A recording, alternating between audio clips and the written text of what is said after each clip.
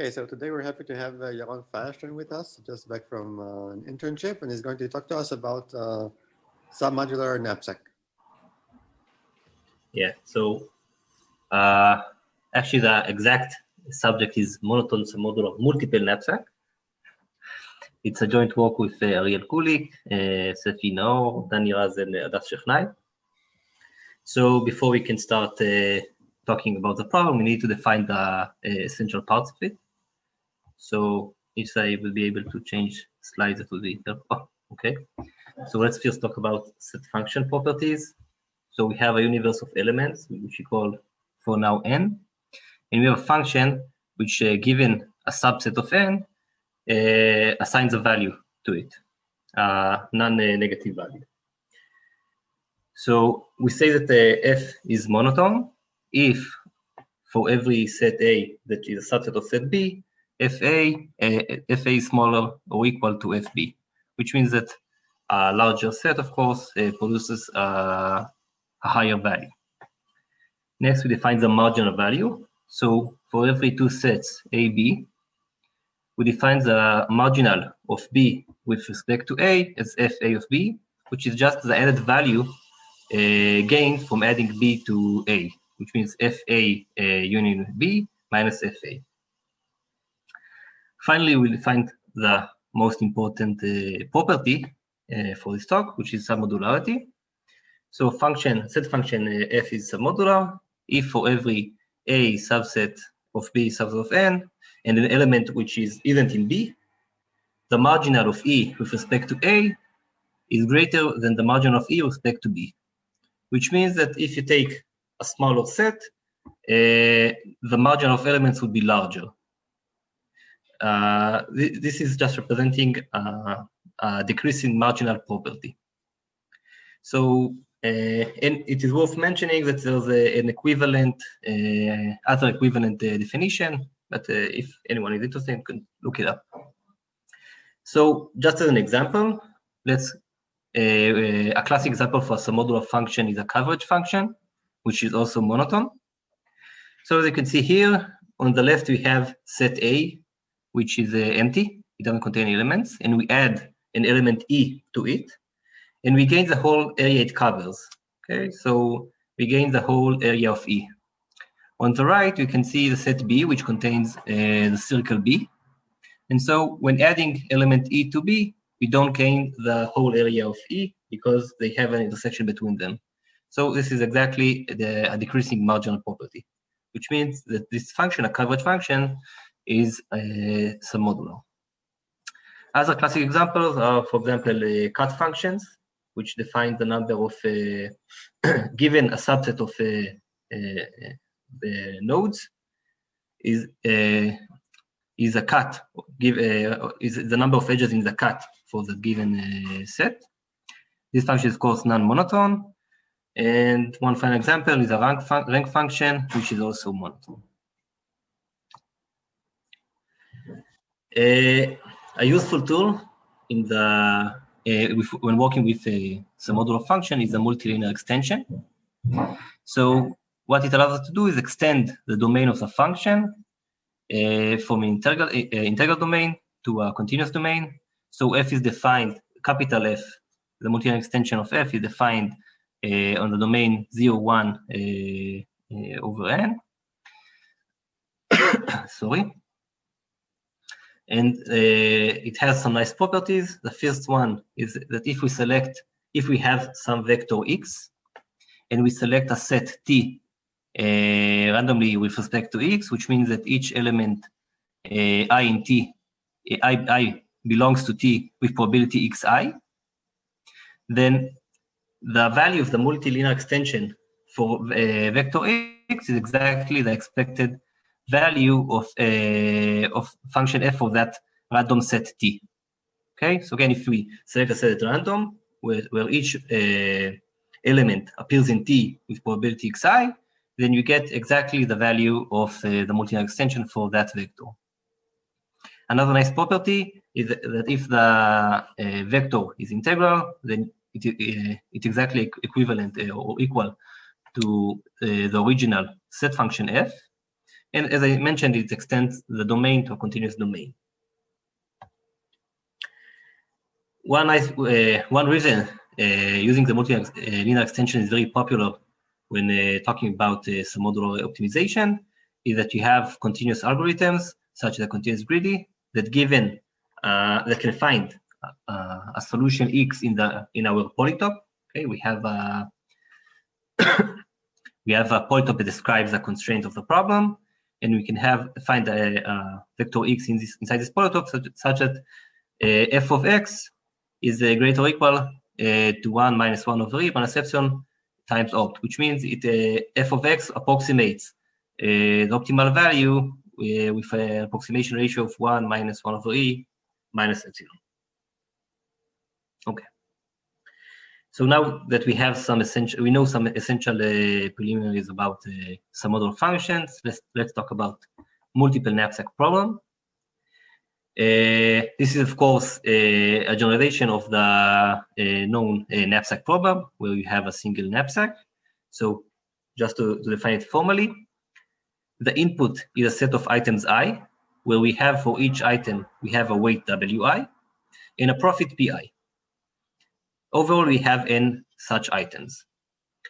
In addition, we are given a set of bins B, where we have a capacity, capital WB, for each bin, and there are overall m such bins.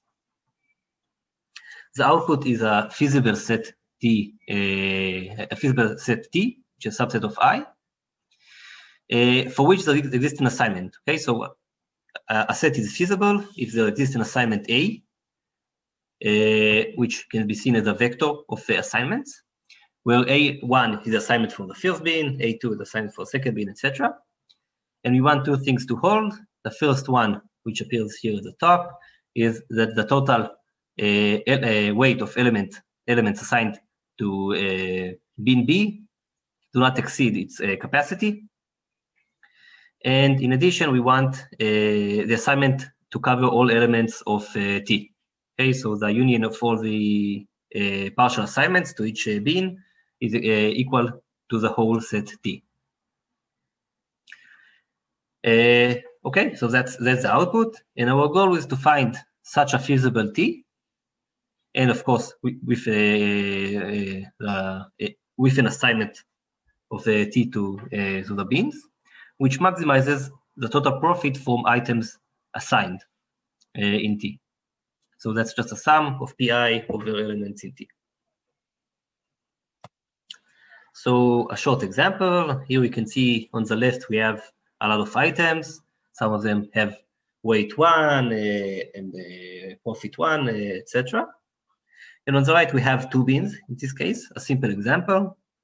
And finding, in this case, an optimal solution is very easy. Everyone can probably see. You can take the two items on the top and put it in the first bin, and then take the rest of the small items and put it in the right bin. That is, of course, the optimal solution for this instance, which is pretty simple, but I hope it makes a point. And yeah. So in our case, we want to consider a monotone submodular MKP. MKP is, of course, a multiple knapsack, so we abbreviate it to SMKP. The input is first an MKP constraint, which as defined below is a set of items I with weights Wi and a set of bins B with capacities WB. But instead of getting a profit PI for each item I, we are given a monotone submodular objective function F, which defines the profit gain from selecting a subset of items. Then, as before, the output is a feasible set Ti with assignment A. Of course, assignment is defined as before. We need the assignment to cover all the elements of T. And of course, we want for it to be feasible, the assignment does not violate any of the capacities constraint of each bin. Finally, the goal of the problem is to find a feasible set T, which maximizes f of T, just like before. So as I said, we simply switch the profits Pi with a monotone submodular objective function.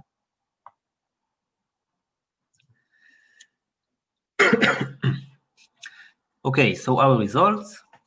we show a random polynomial time algorithm with an approximation ratio of 1 minus 1 over e minus epsilon for the monotone SMKP problem.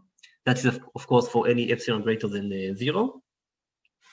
It is worth mentioning there's a known hardness, which states that the problem cannot be approximated within a ratio of 1 minus 1 over e plus epsilon for any epsilon greater than 0. Sorry. So the hardness follows from the hardness for the cardinality constraint. In the Oracle model, where we don't, we are only given an Oracle function that defines the value of f, and we are not given an exact definition of f. This is unconditional, and is a result of Nemhauser and Woolsey. And there's also for coverage function specifically, we have the same hardness results unless p isn't equal to np. By the way, I'm not sure how this usually works, but if there are any questions, I guess it would be better to stop in the middle, and anyone can ask any question if they have it. So I guess one question is you might want the objective function to depend on which knapsack you put the item in. And also cost could depend on that. Yeah, but that would be more like a submodular gap problem. So for the matter of set function, you would have a different element for each original item and bin. So the element would be the item across bins. It would be a bit different, and I can mention that our algorithm won't generalize to this case. So you won't get the same result for this case. If you would remind me, then I can explain why shortly. Okay, another question. So if you go back to the usual multiple knapsack problems, so what's the best approximation ratio known there? So there's a p-tas for the multiple knapsack problem. It means you can get 1 minus epsilon. I think there's no f-p-tas, if I remember correctly. Yeah. Okay.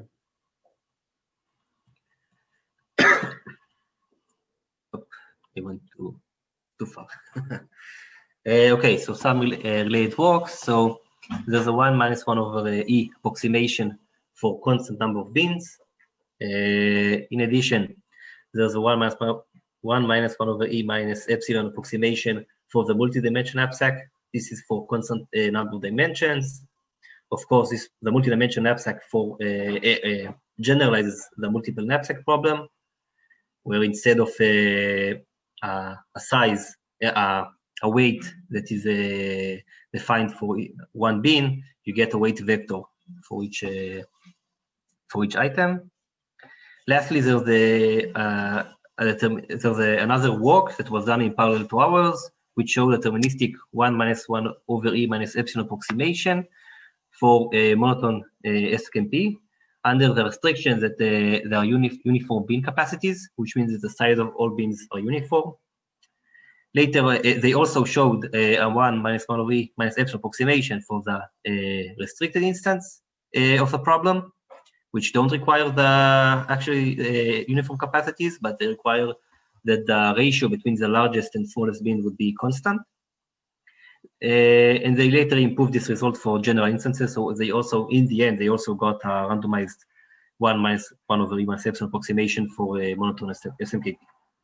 Also, but do we know a deterministic 1 minus 1 over e approximation for monotone submodular optimization?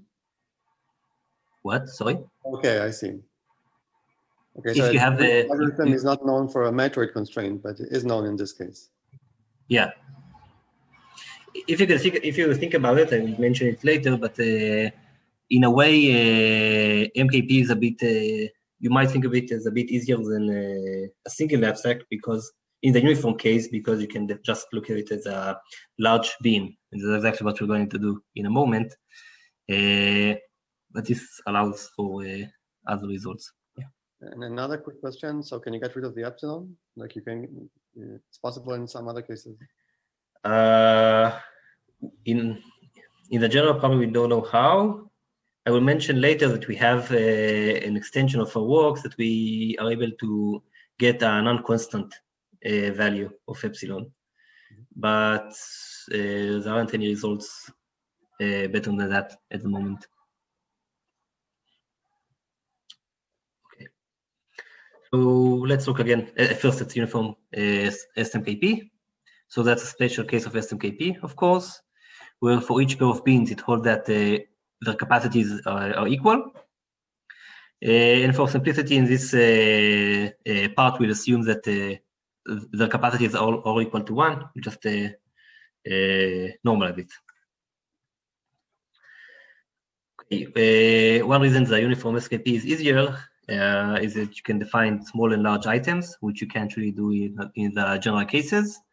So how do you define small and large items? We just split set I into 2 sets, L for large and S for small items, where if an item, the capacity, the weight of an item is larger than some mu, some constant mu that was selected in advance, then the item is said to be large, and otherwise it is said to be small. This allows us to give another definition of a configuration. A configuration is a set of large items. Okay, notice it's only large items that can be assigned to a single bin, which means that the total weight of the items in the configuration is at most 1. It is easy to see that the size of each configuration, each such set, is at most mu to the power of -1. And the size of the set of all configurations, which we'll denote by capital C, is at most n to the power of u -1. Okay, because you select from n items, each time you select u to the power of -1 items. So it is important to notice that C is of course polynomial, which we use to do to relax a problem, to do a relaxation of the problem. We'll define a new set of items E, where the elements of E are either configuration or a singleton, where the singleton contains a single element, a single small element. So okay, we have the configurations and the singleton of small elements. Now we notice that at most 1 maximal configuration is assigned to each bin. What do I mean in maximal? I mean that if you look at an assignment, each feasible assignment of items to bins, if you take all the large items and group them into a single group, this is a configuration. It's a legal configuration, of course, and there's at most 1 such configuration on each bin. Sorry. These allow us to swap all of the bin constraints in our relaxation by two-dimensional bin. Okay, so we swap all the bins, remove them, and add a single bin which has 2 constraints. The first one says that there are at most n configurations. Okay, I will remind you that m is a number of bins. So we're just saying that since we have only 1 maximum configuration of each bin, then we want our single large bin that unifies all the other bins to contain at most n configurations. The second thing we want is that the total weight of items and configurations will be at most m. That's because each bin has a capacity of 1, and we have m bins. So we want the total weight of assigned items to be at most m. Lastly, we defined a new objective function, g, which is defined over our new set of items. So g of t is just the f of the union of all the sets. Okay, that's why we defined E as a singleton sets of S, so we can unify here the elements.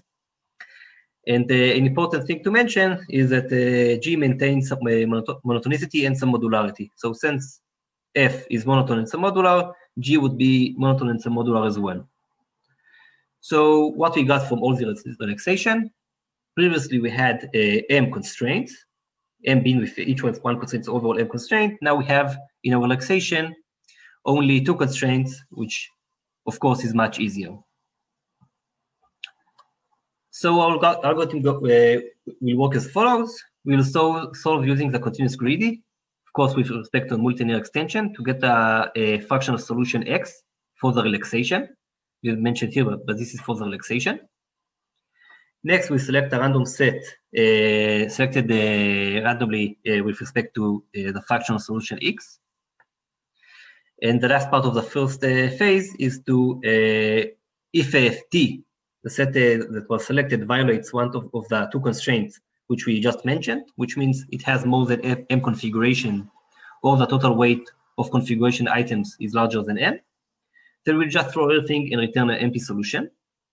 Okay, so we configure the first phase as getting some subset which is a solution for the relaxation. And the second phase is used to find a feasible assignment for a subset of T. And we'll show, of course, that in this whole process, we don't lose much value. So the second phase. So how is it possible that T violates any of the constraints? So it's a random set. So for example, if you have a single bin and you can take only one item and you have two items, each half, you might have T might contain both of them, and then it violates this constraint. Okay. Yeah. Okay, so yeah, just mentioned again. So since T is a random set, of course, it might violate the constraint because in the randomization process, we might get like the expected T doesn't violate the constraint in the expected set doesn't violate the constraints, but each specific randomized set might violate one of them. Okay, so the second phase, which actually calculates the final solution, assigns one configuration to each bin. Okay, so we know we don't have more than m configurations, so we will be able to assign a single configuration each one of our m bins. And then we assign the small items, the rest of the small items in T, using a first fit algorithm, which means that it just finds if the bins are ordered in some way by index, then it selects the first bin that it can assign. It considers the items. Sorry, it considers the items in the decreasing order of weight, and each time it assigns an item, it just assigns it to the first bin where there's space in it. As you can see, we might need to add additional bins because the first m bins won't be enough. In this case, we'll just add bins as necessary, and we'll discard the worst bins from the total from all the set of bins we have. Okay, so just to mention here again, so as you can see, if since we discarded the worst bins, we know that in the end we have exactly m bins. So we know this algorithm returns a feasible solution anyway, either an empty solution or a subset of T because we discarded some bins which contained items. But in any case, the solution returned by the algorithm is feasible. Okay, so due to the guarantees which we discussed previously in the previous slides, due to the guarantees of the continuous greedy and the multi-linear extension, the expected value of Ft is at least 1 minus 1 over E minus epsilon times opt. Okay, which means that the expected value of Ft approximates opts up to 1 minus 1 over E minus epsilon approximation, which is what we want. So given this, all we need to show is we don't lose much in the rest of the algorithm. So the first place we lose some of the value gained in Ft is when we consider what is the probability that T violates one of the constraints. So this can be done using standard Chernoff bounds. This yields that the probability that T violates a constraint, it's most an exponent of mu. I will remind you, mu is the threshold that defines small and large items, times m, the number of bins, which is in our case the size of the one large bin that we created. This means this leads us to lose an additional factor of 1 minus e to the power of minus mu squared times m, So we bounded the loss here. Next, we consider the loss due to discarded bins or items in the second phase of the algorithm.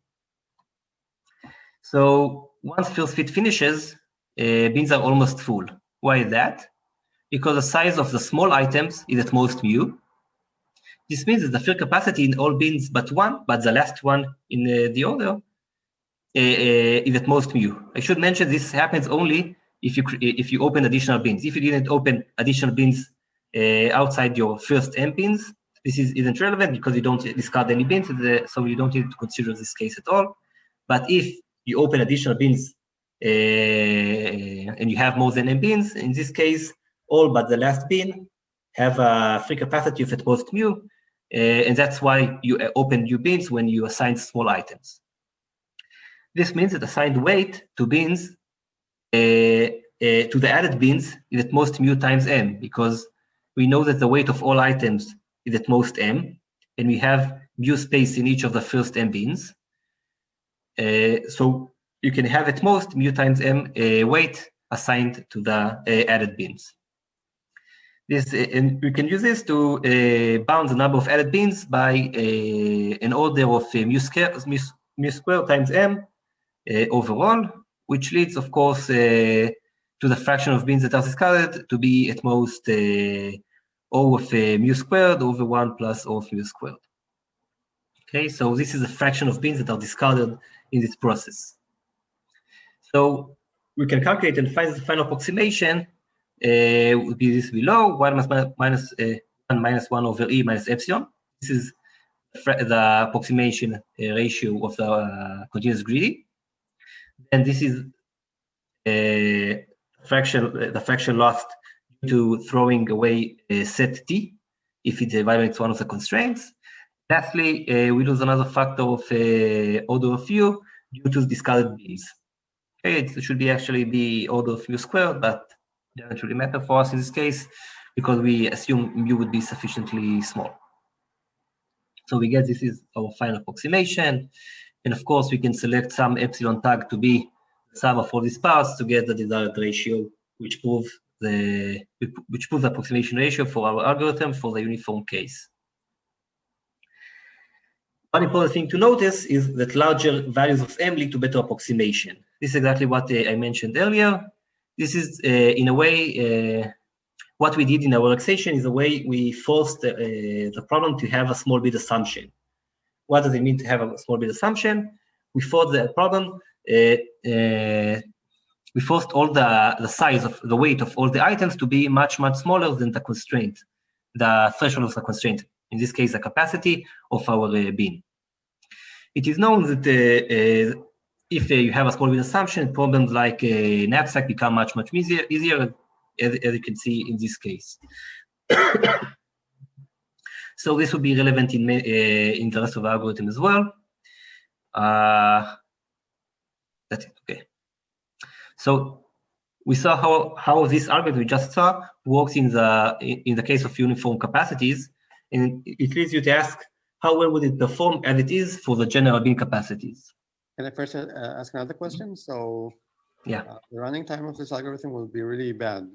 I mean, it's polynomial, but do you think there's any chance of getting a practical algorithm this way? So, okay, so two things. You're right, it's that. It's exponential in mu, which could be very, very large, mu minus to the power of -1. And if you want your approximation to be good, you need mu to be very small, which means that your approximation is very bad. So for using this algorithm, again, we don't have, you can't really improve anything because the algorithm would be exponential mu because the number of, you add a lot of items.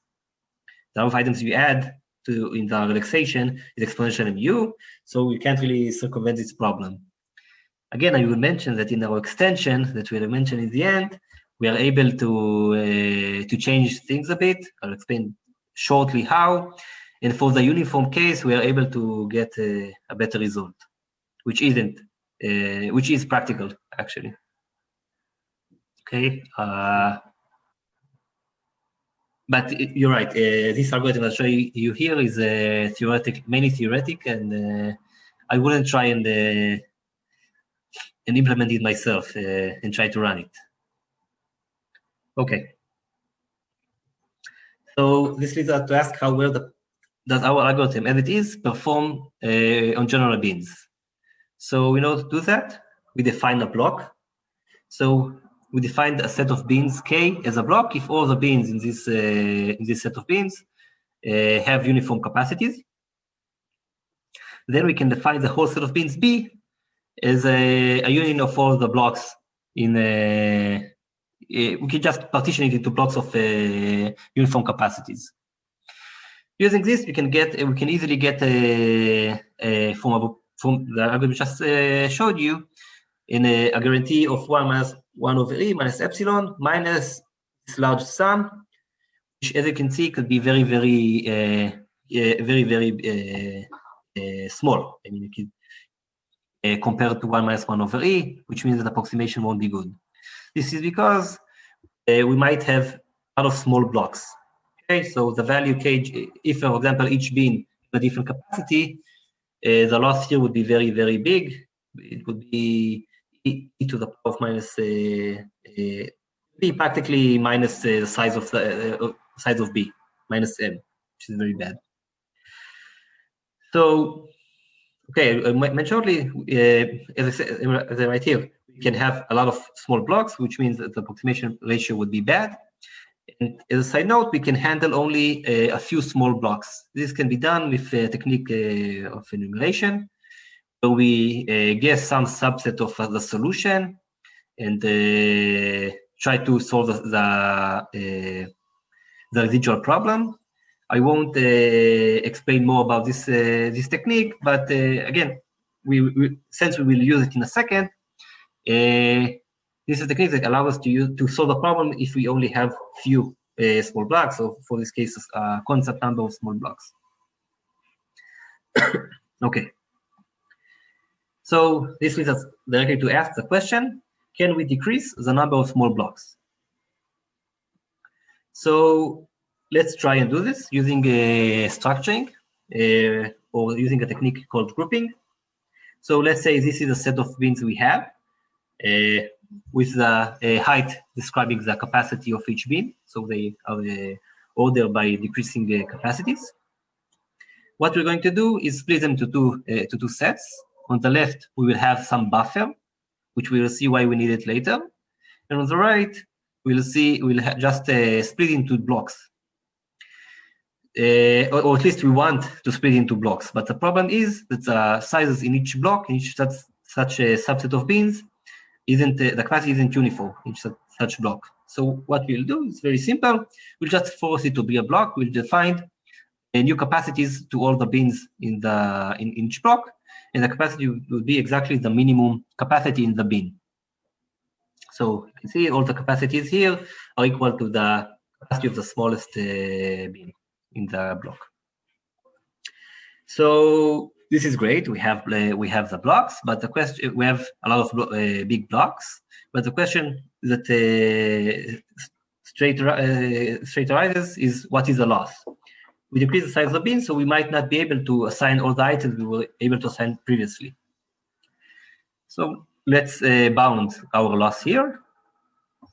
Let's say, so in this case, the orange beans here are the new capacities of our blocks, and the red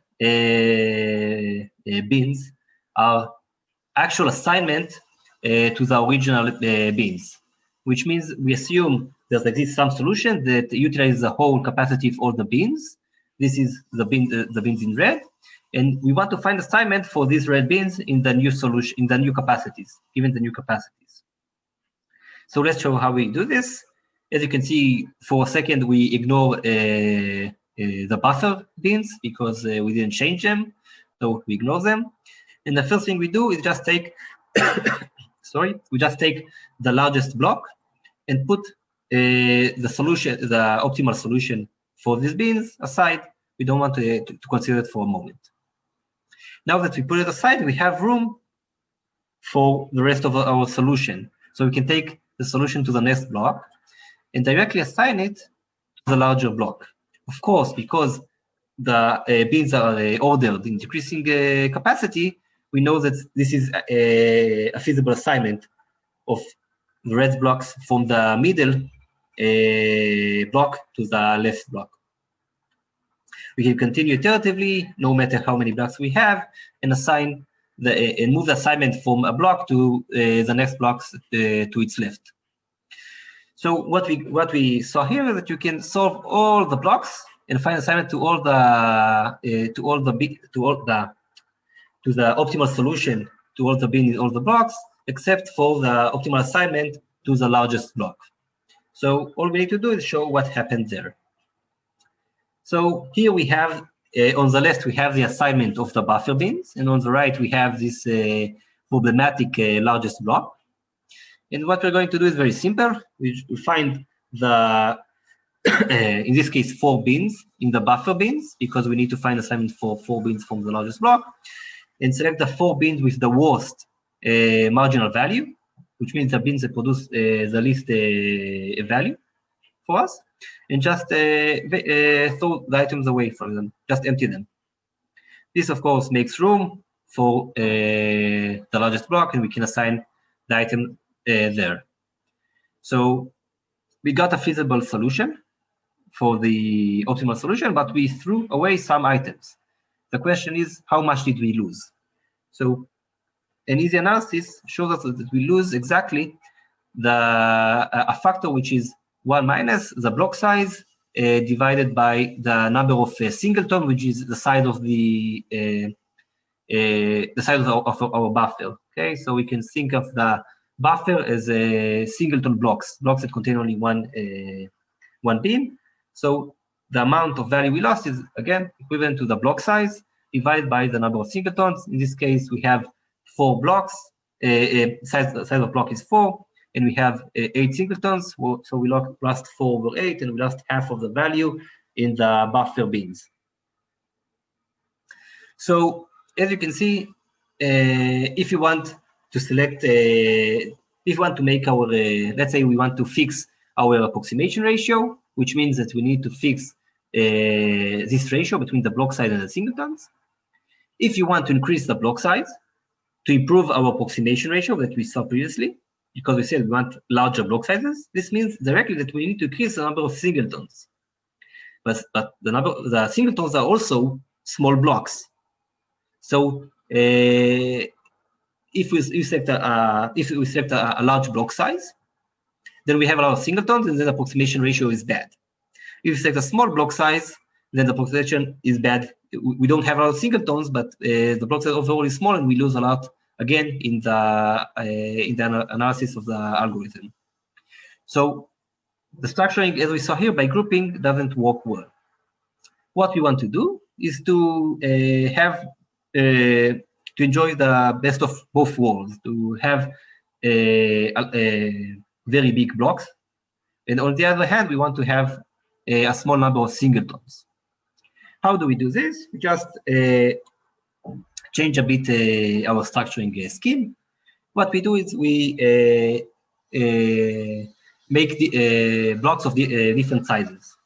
So the first blocks will be very, very small, and as we continue, as the number of bins grows, the blocks becomes larger and larger. As you can see here, this allows us to have large blocks, but still the number of singletons remains small. Okay, so the main idea behind this, so this would be the new capacities for the problem, and just for simplicity, we'll so we can call them by name. We'll call the buffer the singletons. We'll call level 0. Then the next level of block sizes we'll call level 1, and the next one we'll call level 2. And the main observation that allows us to do this this whole structuring is that previously in the original grouping, we lost our factor of block size over number of singletons only in L0, only in level 0. Now, in this case, we lose it in each level. Why? Because we'll take the largest block in L1 and assign it to L0. This will make us, in this case, we'll have to throw two of the singletons in L0. This gives us a feasible solution to L0, a feasible solution to L1. Now we want to find a feasible solution to L2. Again, we can move the right block in L2 and place it in the left block in L2. And then we need to find an assignment for the largest block in L2. So what we'll do, similarly, we'll treat L1 as a set of buffer bins and just move these 4 bins into L1 and lose again the ratio between the block size here to the number of bins here. Okay, so each level it becomes the buffer of the next level. Okay, that's the main observation, the most important observation for the structuring technique. This allows to lose the factor not only for a small number of bins, the buffer bins, but for all the bins except for the last level. Okay, so how do we define it exactly? We'll define level 0 for we select some value n, some constant value n. And we define level 0 to have n squared blocks of size 1. These are our singletons. Overall, we have n squared bins. Next, similarly, we defined level 1 to have, again, n to the power of 2 blocks, but the block size grows exponentially. It's now n, and number of bins becomes n to the third. So when we use a buffer, level 0, the buffer for L1, we assign n bins from level 1 in n bins from the n to the power of 2 bins in L0, which means we lose overall a ratio of n over n squared, which is 1 over n. Similarly, we can choose any other level, for example, level L2. When level L2 is used as a buffer for level 3, we need to assign n to the power of 3 bins in the n to the power of 4 bins of L2, which from similar reasoning loses the ratio 1 over n. So the structuring loss on every level is exactly 1 minus 1 over n. So as I mentioned, the size of each the levels goes exponentially. It's exactly n to the power of 2 plus the index of the level. We have a very, very small number of small blocks. We consider mainly the level 0 with small blocks. We assume n is sufficiently large. And we can use it to show that the rounding loss converges. What does it mean? We saw a sum of e to the power of the block sizes. We can show that this series converges, and we can only consider the size of the first level times, for example, 2, and since n is sufficiently large, the loss is in the end e to the power of minus n, or an order of that. Okay, any question about this? I didn't show it formally, but yeah. So you're really going to have exactly 4 levels, or is this just an illustration? Yeah, so it's an illustration. Of course, you will have the number of levels depends on the number of bins and the selection of n.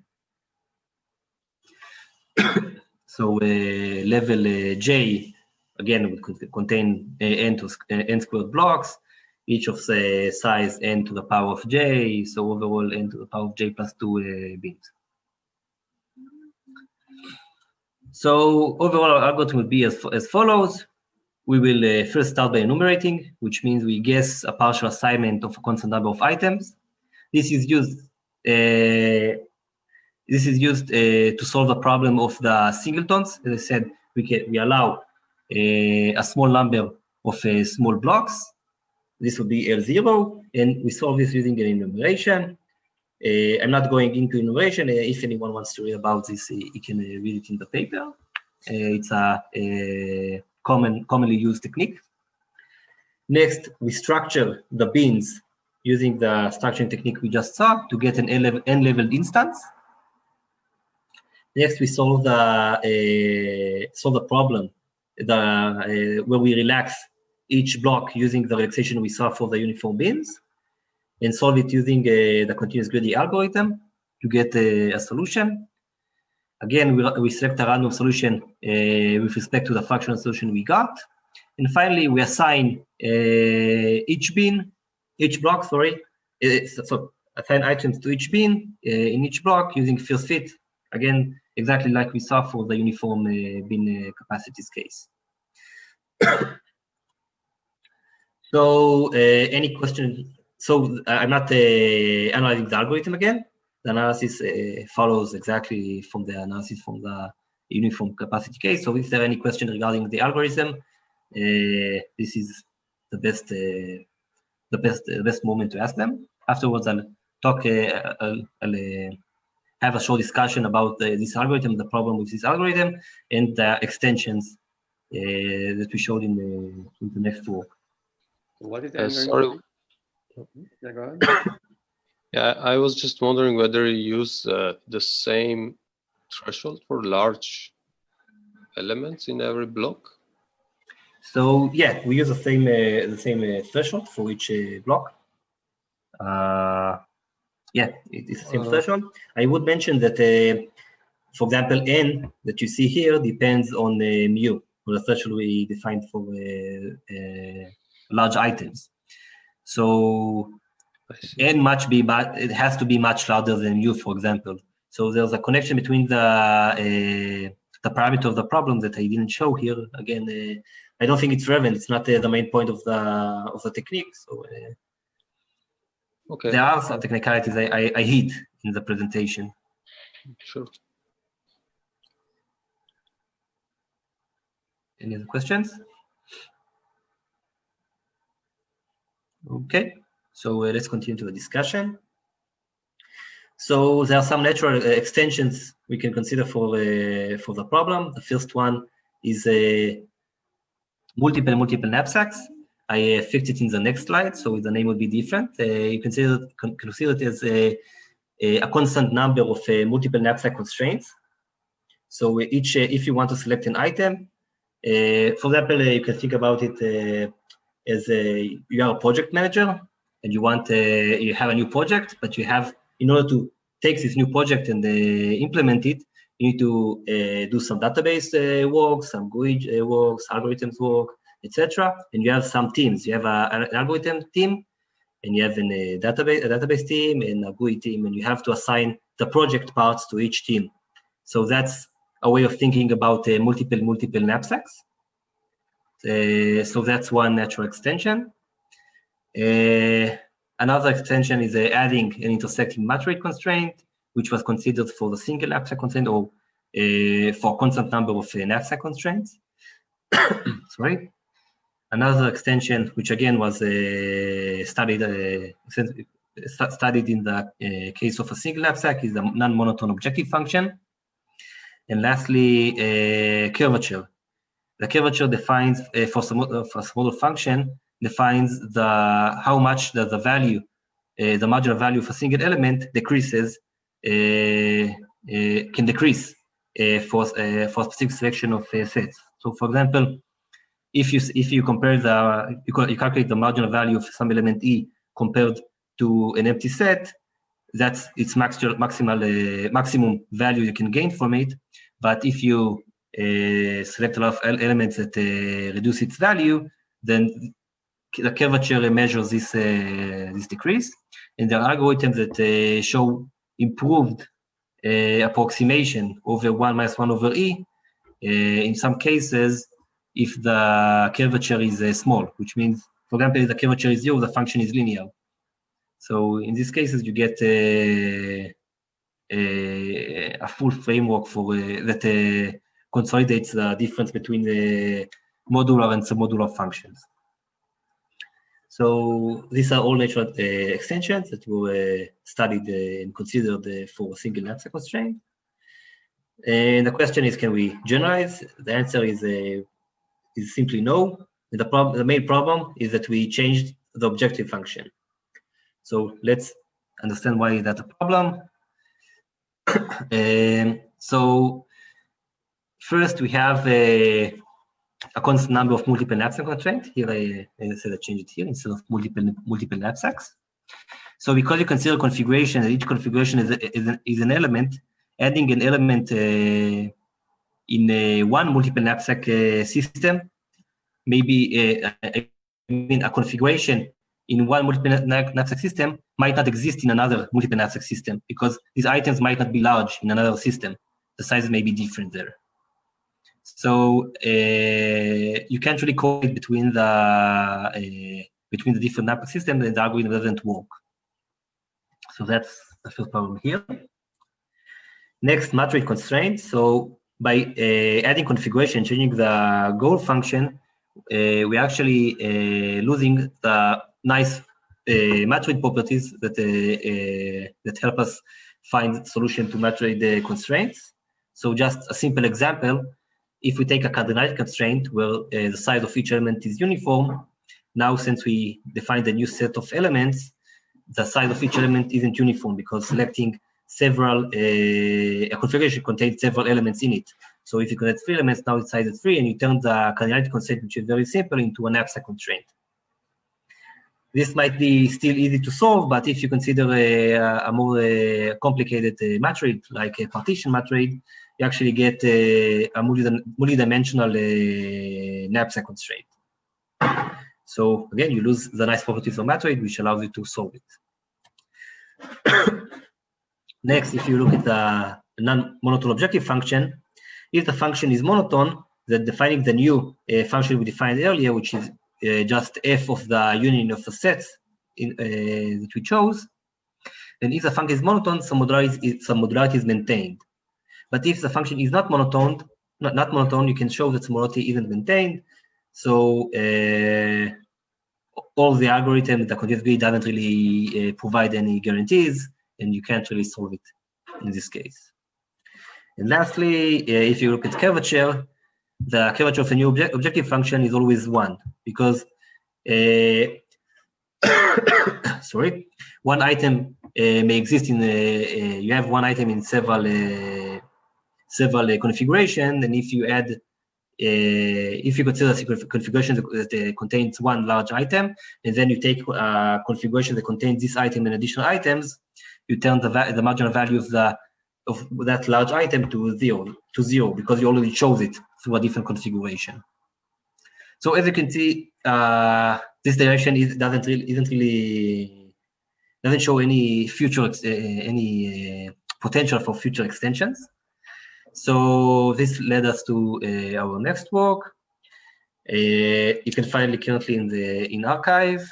What we actually did is we took the configurations, and instead of inserting them into the goal function, we insert them into the constraints, and then we added another wrapper to hide them so the size of the representation of the constraint won't be too large. So this, I won't expand on this more than that, just elaborate a bit about the results that you got from it. You are invited to read about this article in the archive. Actually, I'm not sure if this version of the archive contains this last part, but it would in the next few days. Anyway, the extension you got from this is it allows you to consider multiple knapsack constraints and get the same guarantees. Of course, you lose it has to be a constant number of multiple knapsack because you lose some small factor that depends on the number of such multiple knapsack systems. Next, we can add intersecting matrix constraints. Here there's a small side note that if the function is modular, you can have 2 knapsack constraints. If the function is monotone, you can have 1 knapsack constraint. And if it's a non-monotone, you can't have any knapsack constraint. But there's another optimistic side note that if you show some tail bounds on the process of solving 2 matrix constraints and 1 matrix constraint, you may get without any work. You can generalize for these cases as well. The job to these cases as well. And lastly is a non-monotone objective function where we got the same approximation as a single knapsack constraint, which is about 0.385, which is known not to be optimal, or at least it's not tight with a upper bound for the problem. But again, we were able to eliminate the difference between a single knapsack constraint and a multiple knapsack constraint for the non-monotone case. Finally, for your question, sorry, we were able to get a 1 minus 1 over E minus small o of 1 approximation for a uniform STMKP. Here, the running time is actually is practical. You can run this algorithm in practice. It's not too bad. And this O little of 1 value is about a log of M. So again, it depends on the, which makes sense. It depends on the number of bins. If you have a large number of bins, your small bit assumption is better and you can do better. That's it. Thank you. Okay, so let's thank the speaker. Any questions? I mean, we asked lots of questions, but any other questions? I have one. I was wondering what's the best deterministic result known for general bin capacities? So there are no results for. I think for the best of my knowledge, there are no results for the deterministic algorithm for the general cases. One thing was I was wondering, what if you replace continuous greedy with just greedy? So the greedy algorithm doesn't work even for a single knapsack constraint. You have to add enumeration in order to do that.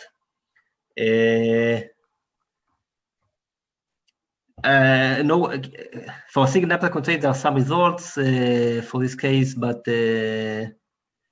if I remember correctly, it's only for a small number of a constant number of bins. You don't really have anything for a non-constant number of bins in this case with the greedy. I see. And that's only for the monotone case. For the non-monotone case, you don't really have anything.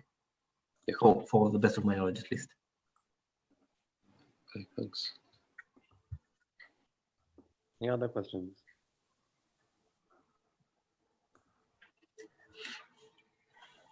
Do you expect to obtain better results if you know more about the function? Let's say it's a coverage function. Yeah, I haven't thought about it. I don't think for coverage specifically you would get any better results because you have a 1 minus 1 over E hardness for coverage functions anyway. It might be interesting to consider things like cut functions, which have better results in for the unconstrained problem, for example. But specifically coverage, I don't think you can. I don't think you can. You can't actually get better results. You might be able to remove the small loss of the minus epsilon parameter, but not. You can't do any better than that. Maybe improve the running time. Yeah, that's you. So there's one thing I can mention that in the case of the new algorithm, if you have, I don't remember if that's if you don't have the intersecting batch rate constraint, you only have a multiple knapsack constraint. So if you have an oracle for the multi-NA extension, which means you can calculate exactly the value of multi-NA extension, which is a case, for example, in the case of coverage function, then you can actually run this algorithm becomes deterministic. So that's one thing that is worth mentioning. So that's one example that improves. Also improves the running time of the algorithm because calculating the multi-NA extension is very costly. Okay. Any more questions?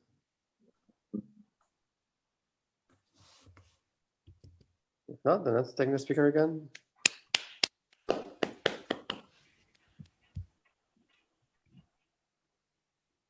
Thank you. Bye-bye.